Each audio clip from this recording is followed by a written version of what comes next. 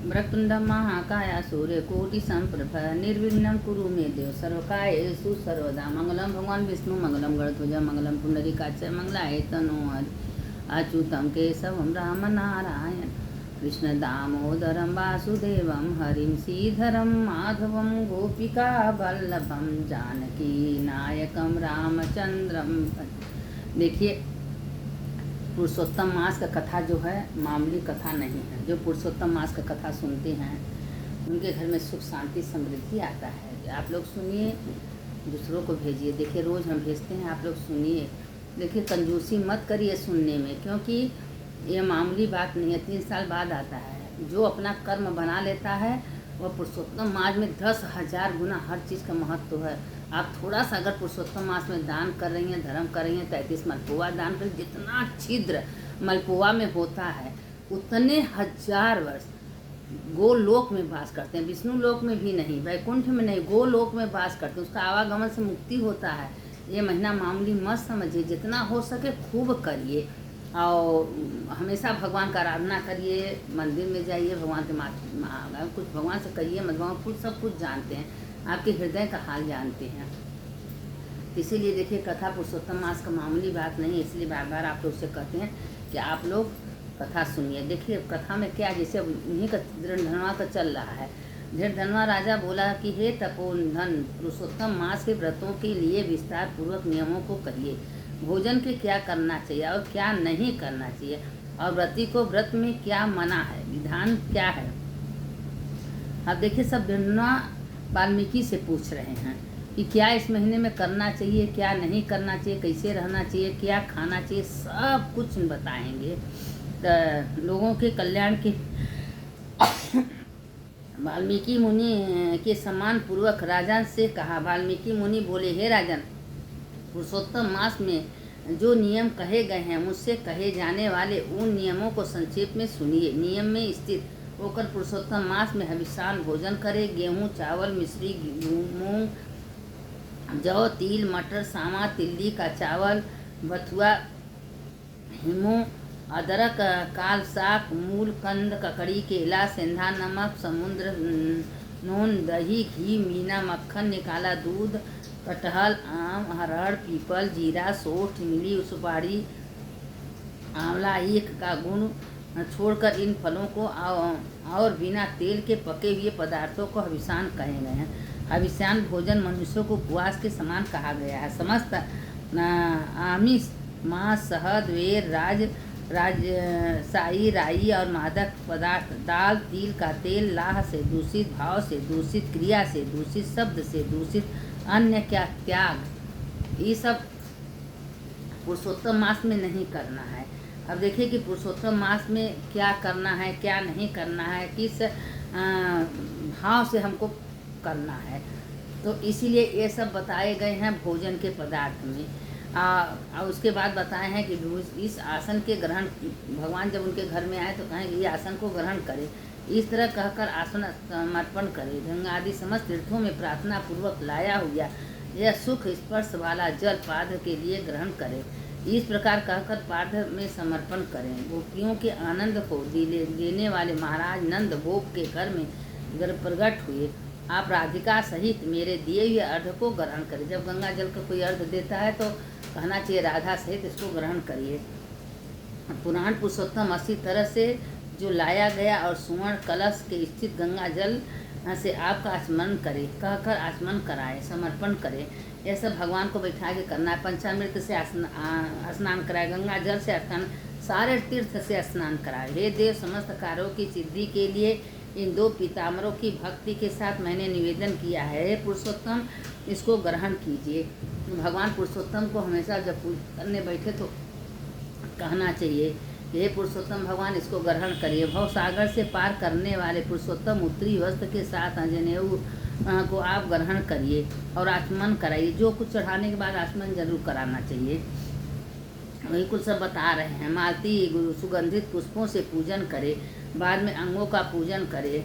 यशोदा के पुत्र को दैत्य को मारने वाले, पृथ्वी का भार उतारने वाले अनंत विष्णु भगवान, धारण करने वाले पद्म, अनिरुद्ध, नीलकंठ, सलक, वाचस्पति, केशव, मेरु नाभि हृदय कंठ और बाहु मुख नेत्र को धारण करने वाले, पुष्पों के हाथों में लेकर चतुर्भुज धारण करने वाले मेरे पुरुषोत्तम भगवान, मेरे पूजन का स्वीकार करिए। देखिए सब शास्त्र में बता रहे हैं कि कैसे पूजा करना चाहिए।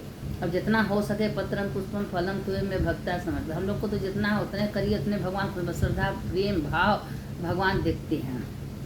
हे परम धाम यह दीप आप ग्रहण करें। दीप देखिए इस महीने में दीप का इतना महत्व है, इतना महत्व। कहीं जाइए दीपक खूब जलाइए, और जितना दीपक जलाएंगे वही जब आपका आत्मा जाएगा तो आपके साथ साथ दीपक का जोरा होते है। इसीलिए कोई मंदिर में जाइए, कोई तीर्थ में जाइए, कोई गंगा के किनारे जाइए तो वहाँ दीपदान जरूर करना चाहिए। न कुछ हो तो बत्ती या घी दे दीजिए, जरूर दिया जलाइए। अगर नहीं जलाएंगी तो आप ही के लिए है, और इसीलिए दीपदान का बहुत बड़ा महत्व है। परम धाम यह दीप आप ग्रहण करें, यह कहकर दीप समर्पण करें। हे देव नैवेद्यम को ग्रहण करें और मेरी भक्ति को अचल करें। इच्छा अनुकूल वर को देवें और परलोक में उत्तम गति को देवें। यह कहकर नैवेद्य समर्पण करें। मध्य में जल समर्पण करें, आखिर में आचमन जल को देवें। हे ऋषि के हे त्रैलोक के व्याधियों के समन करने वाले, अच्छी तरह से सुवर्ण के कलश में गंगा जल को लाया हुआ इस जल का आप आचमन करें। यह कहकर आचमन देवें। हे देव मैंने इस फल को आपके सामने स्थापित किया, इसलिए मेरे जन्म जन्म के सुंदर फलों की प्राप्ति से यह कहकर श्रीफल बेल समर्पण करें। हे देव हे परमेश्वर गंध कपूर से युक्त कस्तूरी आदि सुहावनी इस हाथ की शुद्धि से आप ग्रहण करें। मनोहर भक्ति के दिए हुए इस तांबूल को आप ग्रहण करें। तांबूल भी बहुत महत्व है, तांबूल भगवान को चढ़ाने का। तांबूल समर्पण करें। ब्रह्मा के गर्भ से स्थित अग्नि के बीज अनंत पुण्य के फल देने वाले सुवर्ण और ग्रहण करें। हे मेरे होने वाले कमल के श्याम जगहों के सुंदर आकृति वाले देवर्ष राधिका सहित इसको ग्रहण करें। हे जगन्नाथ रक्षा करो, रक्षा करो, रक्षा करो। हे त्रैलोक के नायक रक्षा करो। आप भक्तों पर कृपा करने वाले मेरी प्रतीक्षा करो। इसीलिए देखिए विष्णु भगवान कहते हैं कि करने के बाद मेरी प्रदक्षिणा करो, ग्रहण करो। ऐसे कहकर प्रदक्षिणा करें, समर्पण करें। यज्ञेश्वर देव के कारण यह यज्ञो स्वामी गोविंद भगवान को नमस्कार। यह कहकर मंत्र पुष्पांजलि समर्पण करें। विश्वेश्वर विश्व के उत्पन्न करने वाले विश्व के स्वामी नाथ गोविंद भगवान को नमस्कार है, नमस्कार है कहकर नमस्कार समर्पण करें। फिर मंत्रहीन क्रियाहीन भक्ति ने करने से बाद भगवान को अर्पण करें। इस मंत्र से पुरुषोत्तम भगवान को क्षमापान समर्पण करें। नाम मंत्रों से प्रतिदिन तिल से हवन करें। पुरुषोत्तम मास प्रयत्न घृत अखंड दीप समस्त फल सिद्धि के लिए और पुरुषोत्तम भगवान के पृथक समर्पण करे। यश तपो यज्ञ इस मंत्र से जनार्दन भगवान को नमस्कार करके प्रमादित कुर्तो कम कुछ भी रह गया हो तो हे भगवान इसको क्षमा करिए, क्षमा करिए। कुछ भी हो गया हो तो भगवान के सामने क्षमा मांगना चाहिए, प्रार्थना करना चाहिए, तो भगवान को क्षमा करते। क्योंकि भगवान कहते हैं पत्तम पुष्पम फलम तो में भक्त्या समर्पण में गलती से भूल चूक से जो कुछ गलती हो गया है उसको आप क्षमा करिए। तो इसलिए भगवान के सामने हमेशा क्षमा प्रार्थना मांगना चाहिए। अब इसी पर देखिए पुरुषोत्तम मास का छोटा सा कहानी है, आप लोग सुन लीजिए कि पुरुषोत्तम मास में एक बूढ़ा थी और वो पुरुषोत्तम मास रोज़ रोज़ नहाती थी, लेकिन हमेशा पुरुषोत्तम मंदिर में जाती थी, पूजा वूजा करती थी, उसकी बहू उसको देखना नहीं चाहती थी। वो हमेशा उनको कुछ देती नहीं थी, बासी जो थे खाने थे, रहते रहते बड़ी कचर कचर करती थी। अब वो सोची कि रोज़ हमारे पीछे पड़ी है, कचर करती है, जान तो हम ही चले जाएँ। रोज़ पुरुषोत्तम भगवान के मंदिर में चली जाती तो वहाँ बैठ के अपना भगवान से प्रार्थना करती थी। अब जब वो चली जाती तो उसको बासी रोटी गुड़ ऐसा कुछ दे देती थी। जब वो निकालती थी तो भगवान से कहती थी ऐसी आपकी इच्छा भगवान ले। वो जब उसके जाने के बाद खूब बढ़िया बढ़िया पकवान बनाती थी, अपने मैके वालों को बुला के खूब खिलाती थी, देती थी। तो भगवान कहे कि इतना मेरा ज़िंदगी भर सेवा की है, मेरा व्रत की है, मेरा पूजा की है, हमारे भक्त होते हुए इसको हम सूखा कैसे खाने दें। जो खाना बनाती थी भगवान उसको बदल देते थे, जो बूढ़ा को देती थी वो खाना वहाँ रख देते थे, और जो वो खाना बनाती थी वो खाना बूढ़ा के सामने आ जाए। ऐसे रोज़ रोज़ करते करते सोचती कि अरे हम तो ताज़ा ताज़ा बना रहे हैं, खीर पकवान पूरी क्यों मेरा बदल जाता है भाई। कई दिन बीतते बीतते एक दिन अपने पति से करी तुम्हारी माता जो है जो लग रहा है जादू टोना है, कुछ न कुछ जरूर करती हैं, इसीलिए हम जो इतना बढ़िया खाना बनाते हैं मेरा खाना बदल जाती है। एक दिन वो ऑफिस नहीं गया, छुप के देख रहा था तो अपने माँ को सूखी रोटी या कंदा नमक दी या बासी रोटी दे दी और घर में खूब बढ़िया पकवान बनाई। और जब देखी तो वह बासी रोटी कंदा उसके पास है, उसका पकवान माता जी के पास। तो माता जी अपन निकाल के कहें मेरे बहू लग रहा है सुधर गई है। घर में हम रहते थे, कला मचता था, जब मंदिर आने लगे तो सुधर गई। वो तो भाई यही जानती थी, उसको क्या पता था। तब उसके बेटा देख रहे थे, कहें सच्चो माता मेरी माँ जादूगरी है क्या? मेरी पत्नी के हम खुद अपने आँख से देखे हैं कि बासी रोटी खाना देती, यहाँ पकवान बन गया और वहाँ उसका बासी रोटी, और क्या कारण है? तो भगवान कहें कि मेरे भक्तों को दोष लगेगा। सामने होके खड़े हो गए, कहे तुम्हारी बहू तुमको बासी बासी खाना देती है, अपने पकवान बना के अपने मैके वालों को खिलाती है, हम वही खाना तुमको देते हैं, वो खाना बदल देते हैं। कुछ सुन रहा था लड़का, कहा तुम मांगो, क्या मांगना चाहते हो? कहा मैं ये मांगते हैं मेरा पोता पोती, मेरा बेटा बहू सब मजे मेरा, उसका बुद्धि भगवान दे। कहे तो अपने लिए कुछ मांगो। जब देखा तब बेटा के लिए, बहू के लिए, पोता के लिए, पोती के लिए, अपने लिए तो कुछ मांगो, अपने लिए तो कुछ तुम मांगती नहीं हो। तो कहें क्या मांगे? ये लोग सुख रहेंगे तो हम सुखी रहेंगे।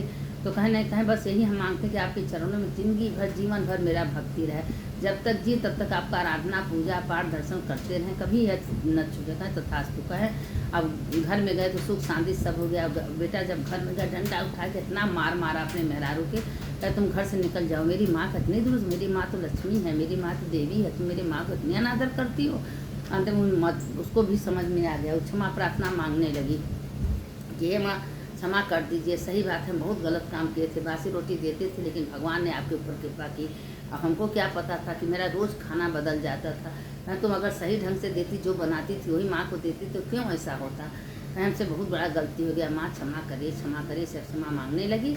जैसे भगवान पुरुषोत्तम भगवान बूढ़ा का दिन लौटा है, उसे सबको लग रहा है सुनने वाले की जय, सुनाने वाले की जय। जो कथा सुनता है उसका भी जय होता है, जो सुनता है उसका जय होता है। इसीलिए बार बार कहते हैं, थोड़ा सा तो भेजते हैं, आप लोग खूब सुनिए, दूसरों को भेजिए, सुनाइए, लाइक करिए, सब्सक्राइब, उनकी भागी बनिए। और जितने आप लोग सुनेंगी उतना हमको भी अच्छा लगेगा कि मेरा कहना भेजना सफल हो रहा है। इसलिए आप लोग हर हर महादेव लिख दीजिए या पुरुषोत्तम भगवान की जय, कुछ लिखेंगे तो हमको विश्वास होगा कि आप लोग मन लगा के सुन रही हैं। सुनने वाले की जय, सुनाने वाले की जय। अच्युतम केशवम राम नारायणम कृष्ण दामोदरम वासुदेवम हरि श्रीधरम माधवम गोपिका वल्लभम जानकी नायकम रामचंद्रम भजेयम। हर हर महादेव शंभो काशी विश्वनाथ गंगे माता पार्वती सिंह। देखिए शिव शंकर का मिलन है, इसीलिए शंकर शिव का जहाँ मिलन होता है वही सबसे बढ़िया है। इसीलिए पुरुषोत्तम मास बहुत उत्तम है। सुनने वाले की जय, सुनाने वाले की जय।